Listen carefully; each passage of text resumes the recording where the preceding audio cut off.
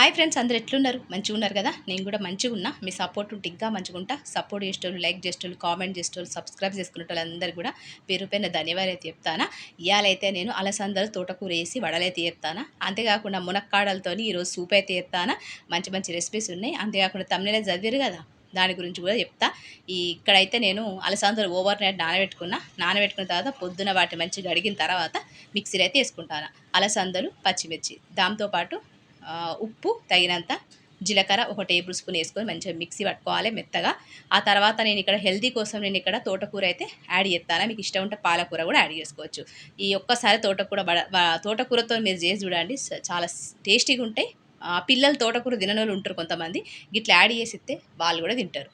ఇక్కడైతే మిక్సీ పట్టుకున్న అలసందల పేస్టులా నేను ఒక తోటకూర కట్ట అయితే వేసుకున్నా కడిగేసి.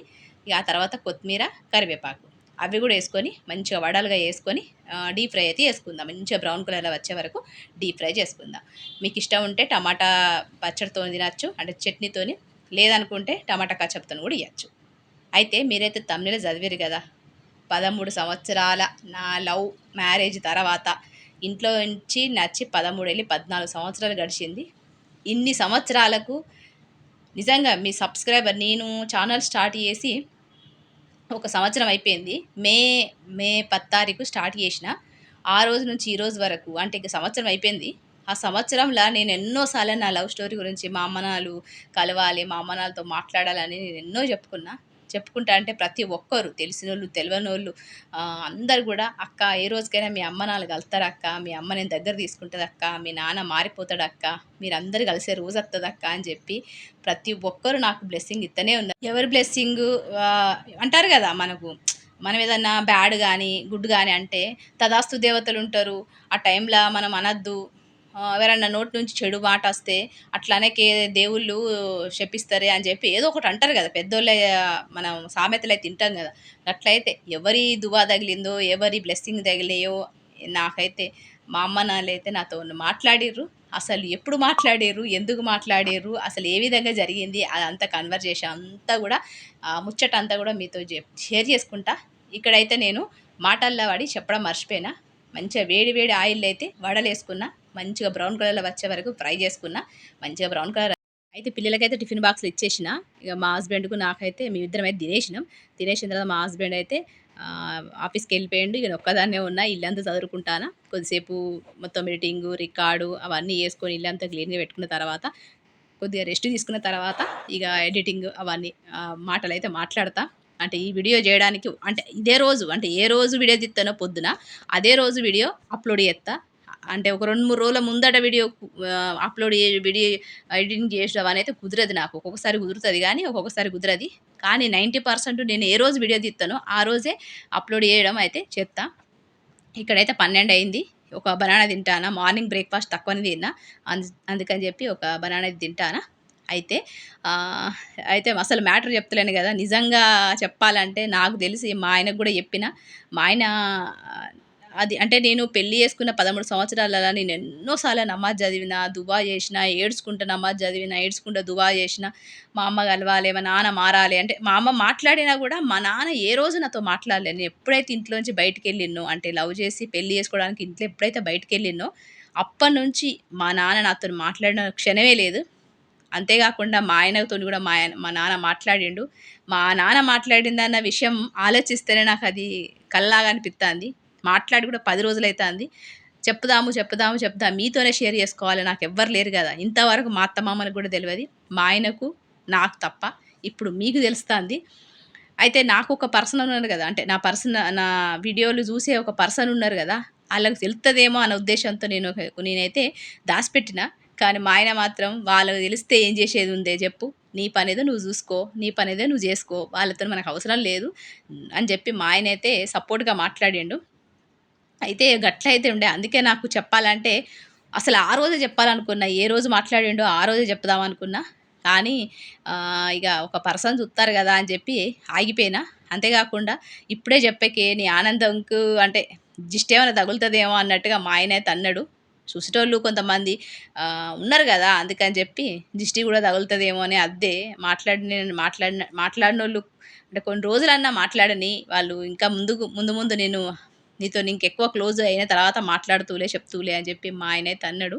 కానీ నాకు మనసాగలేదు, చెప్పాలనిపించింది. అందుకే మీతో షేర్ చేసుకుంటానా. నిజం చెప్పాలంటే 13 సంవత్సరాలల్లా మా అత్త గాని, మా మామయ్య గాని, మా తోడికోడళ్ళు గాని ఏ రోజు మా అమ్మ రావాలే, మా నాన్న దగ్గర తీసుకోవాలే, నాకు మా అమ్మ నాన్న ఉండాలే, వాళ్ళకి అమ్మ నాన్న ఉన్నట్టు నాకు అంటే మా అత్తకు కూడా వాళ్ళ అమ్మున్నది. ఇప్పటికి కనీసం 100 సంవత్సరాలు ఉంటది. వాళ్ళ అమ్మున్నది. మా అత్త వాళ్ళ అమ్మోళ్ళ ఇంటికి పోతది. అలా అమ్మోళ్ళ ఇంటికి పోతది, పండగకి పోతది. మంచిగా వాళ్ళ అమ్మకి ఏమేం కావాలన్నా అవన్నీ కూడా తీసుకొని పోతది. వాళ్ళ అమ్మని మంచిగా చూసుకుంటది. నాకైతే మస్తు ఏడుపొత్తది. 100 సంవత్సరాలు ఉన్న వాళ్ళ అమ్మనే అంత ప్రేమ చూసుకుంటాంది. నన్ను మాత్రం ఏ రోజు అందరికీ అమ్మ నాన్నలు ఉన్నారే, నీకొక్కదానికే లేరే, మాట్లాడవే వాళ్ళతోని, నేను కూడా మాట్లాడతా, మనం మాట్లాడదాం, వాళ్ళు నిన్నెందుకు ఒప్పుకోరో చూత్తా అని చెప్పి ఏ రోజు మా అత్త మా అమ్మ నాన్నల గురించి ఏ రోజు మాట్లాడలేదు. 13 సంవత్సరాలల్లా ఒక్కరోజు కూడా నాకు మా అమ్మ నాన్నల గురించి మాట్లాడలేదు. వాళ్ళ అమ్మకు మంచిగా చూసుకుంటది. అప్పుడన్నా నన్ను గుర్తు చేసుకోలేదు. అయ్యో దీనికి అమ్మ లేదు, అందరికి ఉన్నారు మరి అని చెప్పి ఏ రోజు కూడా నాకు సపోర్ట్‌గా అయితే మాట్లాడలేదు. అందుకే ఈ రోజు వరకు కూడా మా అత్తకు తెలవదు, ఎవ్వరికీ తెలవదు, మా ఆయనకు నాకు తప్ప. ఇక్కడ వర్షమైతే పడతాంది. మధ్యాహ్నం 2 గంటల నుంచి స్టార్ట్ అయింది. నేను గిన్నెలు తోముకున్న తర్వాత కొద్దిసేపు రెస్ట్ తీసుకున్నా. బట్టలు కూడా ఆరేసిన. తొందర తీసుకొనొచ్చిన. ఇక వర్షమైతే మస్తు పడతాంది. పిల్లలనైతే స్కూల్ నుంచి తీసుకురావడం కష్టమైంది. మా ఆయనైతే ఫోన్ చేసిండు. వచ్చేటప్పుడు నేను పిల్లల్ని తీసుకొని వస్తా అని చెప్పిండు. ఇక ముగ్గురు కలిసి వచ్చిర్రు. వచ్చేటప్పుడు మొత్తం తడిసిపోయారు. రోడ్డంతా బ్లాక్ అయిపోయినాయి. ఇక మా ఆయననే తీసుకొస్తా అన్నాడు. నాకైతే తగ్గిపోయింది శ్రమ. లేకపోతే ఆటోకి పోదాం అనుకున్నా. ఇక మా ఆయనని తీసుకొని వచ్చిర్రు. ముగ్గురు కూడా తడిసిపోయారు. ఇక పిల్లల కోసం స్కూల్ నుంచి వచ్చిన తర్వాత ఏదో ఒకటి చేయాలి కదా. అందుకనే పిల్లలకి ఈరోజు వర్షం పడుతుంది కదా, ఏదైనా బజ్జీలు మిర్చీలు అన్నాడు. కానీ ఇక అవేం ఐటమ్స్ లేవు. అంటే శనగపిండి, దాంతో పచ్చిమిర్చిలు అవన్నీ ఏం లేవు. అందుకని చెప్పి బ్రెడ్ అయితే స్వీట్ బ్రెడ్ ఇచ్చేస్తాను, హనీ వేసి బటర్లో కాల్చేసి, నెయ్యిలో కాల్చేసి. ఇక డ్రమ్ స్టిక్స్తోని నేను ఈరోజైతే మునక్కాడలతోని సూప్ అయితే చేస్తాను. వర్షం పడతా అంటే వేడిగా చికెను, మటను, బజ్జీలు, దాంతోపాటు సూప్స్ తింటే మంచిగా తాగితే మంచిగా అనిపిస్తుంది కదా. గట్లయితే చేసి పెట్టిన. అయితే ఇక అంటే మాట్లాడి కూడా 10 రోజులు అవుతుంది. నిజంగా అలాంటి సిచ్యువేషన్లో మా అమ్మ నాన్నలు నాతో మాట్లాడుతారని ఏ రోజు అనుకోలేదు. అంటే మా అమ్మ క్యాజువల్గా మాట్లాడింది ఒకసారి అని చెప్పినా కదా. అప్పటి నుంచే మా అమ్మ అయితే నాతో మంచిగా మాట్లాడడం అయితే స్టార్ట్ చేసింది. మంచి చెడు ఏం జరుగుతుంది ఏంది అనేది కూడా నన్ను అడిగేది. ఇక్కడైతే కుక్కర్లో నేను మునక్కాడలు అయితే వేసుకొని ఉప్పేసుకొని మంచిగా నీళ్ళు పోసుకొని ఒక 3-4 విజిల్స్ వచ్చే వరకు ఉడకబెట్టుకోవాలి. మీరైతే ఈ రెసిపీ చూడండి, అర్థమవుతుంది మీకు. మీరు చెప్తానే ఉంటా. అయితే 10-15 రోజుల కిందట మా అమ్మ అయితే నాతో మాట్లాడిందన్న విషయం మీతో షేర్ చేసుకున్నా కదా. మీరు అందరు కూడా సపోర్ట్గా మాట్లాడారు. అక్క మీ నాన్న కూడా మాట్లాడతాడు అని చెప్పి అన్నారు. ఒకప్పుడే మా అమ్మతో అన్నీ మాట్లాడింది. నువ్వెట్లా బతుకుతానో బిడ్డ, నేను అన్ని విషయాలు చెప్పేసిన. మా అమ్మ కష్టాలు నాకు చెప్పింది. నా కష్టం అంటూ నేనేం చెప్పలేను. ఎందుకంటే మా అత్త ఇట్లా రాసి రంపాన పెడతాంది, మా అత్త ఇట్లా చూసుకుంటాంది, మా మామయ్య ఎట్లా, మా తోడు కూడా ఇట్లా అని నేను ఏ రోజు ఇంతవరకు చెప్పలేదు. ఎందుకంటే నేను ఇష్టపడి ఇంట్లోంచి వచ్చిన కాబట్టి నా బాధలు చెప్పుకుంటే ఇప్పుడు మా అమ్మ చేసేది ఏం లేదు. నేను మంచిగా బతుకుతానని అన్న ఫీలింగ్లు ఉంటుంది కాబట్టి ఇప్పుడు వాళ్ళతో నాకు పెద్ద ప్రాబ్లం ఏం లేదు. భర్త మంచిగా చూసుకున్నాడంటే మనకు అత్తమామలు తోడుకోళ్ళతో అవసరమే లేదు. మా హస్బెండ్ మంచిగా చూసుకుంటాడు కాబట్టి నాకు అవేం పెద్దగా ప్రాబ్లం అనిపించక మా అమ్మతోనైతే ఏం చెప్పుకోలేదు. ఎంత సంపాదించిన బిడ్డ అంటే ఇట్లు ఉన్నాయని చెప్పిన అయిపోయింది. ఇక ఇట్లయితున్నది. ఇక్కడైతే నేను మంచిగా డ్రమ్ స్టిక్కర్లో మొత్తం కూడా వాటర్ అయితే తీసేసుకున్న తర్వాత మనమైతే ఇది పోపు వేసుకుందాం. మిరియాలతో వేసుకుంటే మస్తు టేస్ట్ ఉంటుంది. అయితే కొన్ని మిరియాలు ఉండే, అందుకే పచ్చిమిర్చితో వేసుకుంటాను. సూపు మస్తు టేస్టీగా ఉంటుంది, మంచి హెల్దీ కూడా. మీరైతే రెసిపీ చూడండి. ఇక్కడైతే గిన్నె పెట్టుకొని ఆయిల్ వేసుకున్న తర్వాత పచ్చిమిర్చి, మిరియాలు, కరివేపాకు అన్నీ కూడా వేసుకుందాం. అయితే ఇక మా అమ్మ అట్లా మాట్లాడింది. ఆ తర్వాత ఒక 10 రోజుల వరకు మళ్ళీ ఫోన్ చేయలేదు. ఇక నేను కూడా ఫోన్ చేయలేదు. ఎందుకు చేయలేదంటే మా అక్క ఇంట్లోనే ఉంటుంది కాబట్టి మా అక్క నన్ను యాక్సెప్ట్ చేస్తలేదు, మా అన్నయ్య నన్ను యాక్సెప్ట్ చేస్తలేడు. అప్పటి వరకు మా నాన్న కూడా మాట్లాడలేదు. మా అమ్మనే దొంగతనంగా నాతో మాట్లాడింది. ఇక అట్లా జరిగిపోయింది 10 రోజులు. ఆ 10 రోజుల తర్వాత మా అమ్మ నాకు ఫోన్ చేసి సడన్గా మా అమ్మ ఫోన్ చేసి నాకు ఒక సాయం చేయాలి బిడ్డ అని అన్నది. నాకు అసలు నిజంగా మా అమ్మ ఎప్పుడు సాయం అడుగుతుందా, నా అవసరం ఎప్పుడు అడుగుతుందా, నా అవసరం ఎప్పుడు వస్తుందా అని నేను కొన్ని లక్షల కళ్ళతో ఎదురు చూసిన. ఆ రోజు వచ్చింది. కానీ సడన్గా గట్లా జరుగుతుందని ఏ రోజు అనుకోలేదు. అసలు ఏం సాయం అడిగింది అనేది కూడా మీకు చెప్తా. ఇక్కడైతే గిన్నె పెట్టేసుకొని ఆయిల్ వేడైన తర్వాత మిరియాలు, పచ్చిమిర్చి వేసుకున్న తర్వాత మనము మునక్కాడల సూపు తీసినాం కదా రసం, అది కూడా ఇట్లా వేసుకున్న తర్వాత ఉంటుంది కదా, కార్న్ఫ్లోర్లో కొద్దిగా నీళ్ళు నీళ్లు పోసుకొని పల్చడి బ్యాటర్ లెక్క తయారు చేసుకొని ఇందులో అయితే వేసుకున్న తర్వాత మన సరిపడా ఉప్పు, సరిపడా మిరియాలు, సరిపోకపోతే ఇంకా మిరియాలు దంచేసుకోండి. మంచిగా స్పైసీగా ఉంటేనే మంచిగా ఉంటుంది. ఇక ఉప్పు వేసుకొని ఒక మరుగు వచ్చే వరకు మరిగించిన తర్వాత మనమైతే సర్వ్ చేసుకొని తాగితే సూపర్ టేస్టీగా ఉండే మునక్కాడల సూప్ అయితే రెడీ అయిపోతుంది. బయట అయితే వర్షం పడుతుంది, వేడివేడిగా మా పిల్లలకైతే మా ఆయనకైతే సర్వ్ చేసి ఇచ్చేస్తాను. అయితే ఇక మా అమ్మ ఏ రోజు సాయం అడుగుతుందా అని చెప్పి నేను కొన్ని లక్షల కోట్ల కళతో ఎదురు చూస్తా అంటే మా అమ్మ అయితే నాకు సాయం అయితే అడిగింది. కానీ ఆ సాయం నేను చేయలేని పరిస్థితిలో ఉన్న పొజిషన్ అది. నిజంగా అది ఎవ్వరికి చెప్పలేను. మా ఆయన నేనే అది ఫేస్ చేసినాం. నిన్నైతే మీకు వీడియోలో చెప్పినా కదా, కరెక్టు మాకు మేము మా మా బావకైతే ఆయన రియల్ ఎస్టేట్ చేస్తాడు కాబట్టి, ఆయన ఇల్లులు కడతాడు కాబట్టి, ఆ ఇంటి కోసం మేమైతే ఆయన అవసరం కోసం పైసలైతే ఇచ్చినాం. ఆ పైసల సాయమే అడిగింది. అంతకుముందు అడిగిన ఒక 10 రోజుల కిందట మా అమ్మ మాట్లాడింది కదా, అప్పుడు అడిగినా కూడా సాయం అనేది ఎవ్వరు తెలవకుండా, ఎవ్వరిని చేతి చాప అడగకుండా మేమైతే ఇచ్చేటోళ్ళం మా అమ్మకు. మా అమ్మ సాయం అడిగినందుకు నేను ఒక ప్రతిఫలంగా మా అమ్మకు నేను ఇచ్చిన అన్న పేరు ఉండేది. కానీ ఆ సాయం చేయలేకపోయాను. ఎందుకంటే మా బావకి ఇచ్చేసిన, మా దగ్గర ఉన్న పైసలన్నీ కూడా మా బావకి ఇచ్చేసేసరికి మా చేతిలో ఏం లేకుండా అయిపోయింది. అంటే మా అవసరాలకు మేము ఉంచుకున్నాం అంతే. ఏ రోజు అట్లా అవసరం పడుతుందని ఎవరు అనుకోం కదా, మన అవసరాలకు మనం ఉంచుకుంటాం. ఎక్స్ట్రా పైసలు అయితే మా బావ ఇచ్చేసినాం. ఇక్కడైతే నేను క్యాలీఫ్లవర్తోని పరాటాలు అయితే చేస్తాను. క్యాలీఫ్లవర్ అయితే మంచిగా తురుముకున్నా. ఇవన్నీ రెసిపీస్ అయితే మీకు యాడ్ చేయలేదు, కొద్దిగా మాత్రం యాడ్ చేసిన. అంటే మీరు పరాటాలు నేను పన్నీర్తో ఎట్లా పరాటాలు చేసినా గట్లనే చేయొచ్చు అని చెప్పి నేనైతే మొత్తం వీడియోలు తీయలేదు. క్లిప్స్ అన్నీ కూడా మిస్ అయిపోయినాయి. అంటే ఎక్కువ స్టోరేజ్ ఉందని చెప్పి నేను డిలీట్ చేయాల్సి వచ్చింది. ఇక్కడ క్యాలీఫ్లవర్ని తురుముకున్న తర్వాత ఉప్పు, కారం, గరం మసాలా, పసుపు అన్నీ కూడా వేసుకొని మనము పరాటా లెక్క చేసేసుకుంటే అయిపోతుంది. నిన్న పన్నీర్ పరాటా చేసిన కదా, గట్లనే వేసుకుంటే అయిపోతుంది. దీనికి కాంబినేషన్ నేను మసాలా బ్రింజాల్ కర్రీ అయితే చేసిన, అది కూడా క్లిప్స్ మిస్ అయిపోయినాయి. మీరైతే చూడండి, అర్థమైపోతుంది. అయితే ఇక మా అమ్మ అడిగింది. ఇక నేను ఏం చేయలేని పరిస్థితి. ఇప్పుడు అడగక నాతో మాట్లాడక మా అమ్మ మాట్లాడింది. అడగక సాయం అడిగింది. ఇద్దామంటే నా చేతిలో ఒక్క పైసలు లేకుండే. ఉన్న పైసలు అంటే జమ చేసుకున్న పైసలు మా బావకు అవసరపడి మేమైతే ఇచ్చేసినాం. ఇక ఆ తర్వాత మా అవసరాల కోసం మేము పెట్టుకున్నాం. కానీ లక్షల్లో అయితే ఇంట్లో అయితే ఉండే అవన్నీ కూడా ఇచ్చేసినాం, అయిపోయినాయి. ఇక ఆ తర్వాత మా అమ్మ సాయం అడిగింది. అడిగింది ఏం చేయాలి అని చెప్పి. ఇక్కడైతే నేను బ్రింజాల్ కర్రీ కోసం మసాలా అయితే నూరుకుంటానా. మీరైతే రెసిపీ చూసుకుంటానా, మాట్లాడుకుంటా వీడియో ఎండింగ్ వరకు సపోర్ట్ చేస్తారని అనుకుంటానా. మా ఆయనకైతే చెప్పిన, మా ఆయన చెప్పుడుతో మా ఆయన మస్తు ఆనందపడ్డాడు. కానీ నన్ను ఒక సాయం అడిగింది.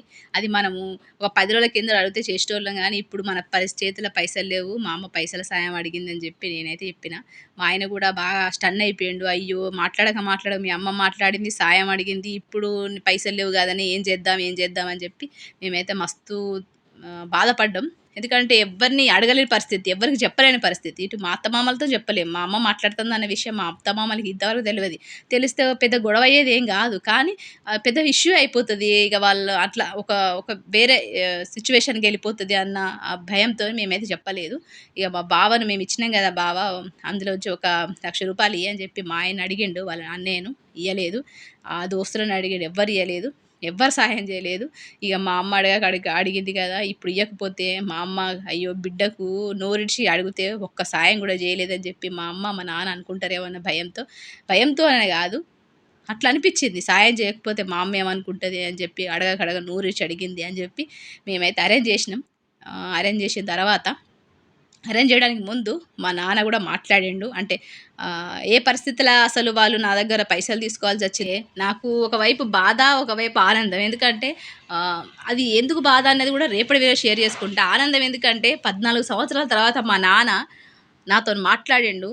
నిజంగా అసలు నేను మా ఆయనతో చెప్పుకున్న, ఆ రోజు సండే మా ఆయన ఇంట్లోనే ఉండే. ఆ రోజు మా ఆయనతో కూడా మాట్లాడుతా అన్నాడు. 13 సంవత్సరాల తర్వాత నన్ను ఎప్పుడు ఇంట్లో వెళ్ళిపోయిన తర్వాత నన్ను బిడ్డ లెక్క చూడలేదు, తిట్టిండు. అలాంటిది మా నాన్న నాతోని బిడ్డ ఎట్లున్నావు బిడ్డ అని చెప్పి మాట్లాడిండు. అది గుర్తు చేసుకుంటే మస్తు బాధ అనిపిస్తుంది, మస్తు ఆనందం వేస్తుంది. ఎట్లాంటి సిచ్యువేషన్, నిజంగా కాలం మారుతుంది, మనుషులు మారుతారు, మనుషులు డబ్బుల వల్ల మారుతారు, డబ్బులు మనుషులను చెడుగా చేస్తాయి, మంచిగా చేస్తాయి. అలాంటిది ఒక డబ్బు గురించి మా నాన్న నా దగ్గరికి వచ్చిండు అన్న ఒక హ్యాపీనెస్ ఉండే.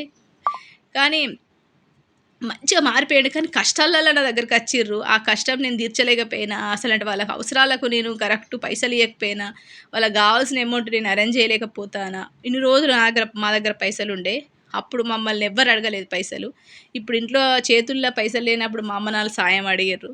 సాయం నేను చేయలేకపోతానా అని చెప్పి మస్తు బాధపడ్డా, మస్తు అదైపోయినాం. కానీ అటు ఇటు చేసి ఒక 1,00,000 రూపాయలు అయితే అరేంజ్ చేసినాం. ఇంకా వాళ్ళకి అవసరాలకు సరిపడా పైసలైతే దొరికినాయో లేదో తెలవది. గట్లయితే ఉన్నది. కానీ మస్తు మా నాన్న మాట్లాడిన తర్వాత మా ఆయనయితే అన్నాడు, "2 రోజులు నిద్ర పోతలేవే, కడుపు నిండింది నాన్న మీ నాన్న మాట్లాడిన తర్వాత" అని చెప్పి మా ఆయనయితే అన్నాడు. మస్తు మస్తు అనిపించింది. ఏమనిపిత్తాంది మీ నాన్న మాట్లాడితే ఎట్లా అనిపించింది అని చెప్పి మా ఆయన అన్నాడు. "రికార్డ్ చేసుకున్నావా అనే మీ నాన్నది" అని చెప్పిండు. ఇక నాకు అసలు గుర్తే లేదు. మా నాన్న మాట్లాడిన ఆనందము, హ్యాపీనెస్ నేను మాటల్లో చెప్పలేను.